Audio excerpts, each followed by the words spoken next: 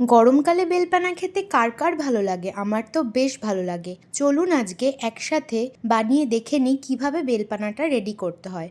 প্রথমে একটা পাকা বেল ফাটিয়ে বেলের ভেতরের যত শাঁস আছে সব ভালো করে কাচিয়ে কাচিয়ে বার করে নিতে হবে।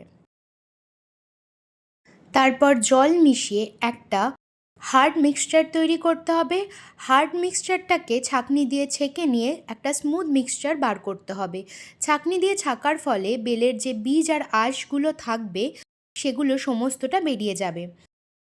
বেল থেকে ভালো করে সমস্ত বীজ আর আঁশ বেরিয়ে গেলে তারপর সেই স্মুথ মিক্সচারটাকে মিক্সার গ্রাইন্ডারের মাঝারি মাপের বাটিতে নিয়ে তার মধ্যে দিয়ে দিতে হবে পরিমাণ মতো আখের গুড় আর টেস্ট ব্যালেন্স হওয়ার জন্য সামান্য নুন।